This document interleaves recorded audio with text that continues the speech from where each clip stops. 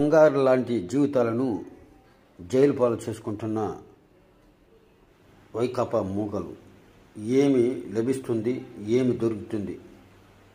వారిరువురు షేప్ మీరే జైలు. దీనికి అంత కారణం భవిష్యత్తు మీకు గుర్తుకు రాదు. మీ భవిష్యత్తును మీరు పరిగణలో తీసుకోలేదు.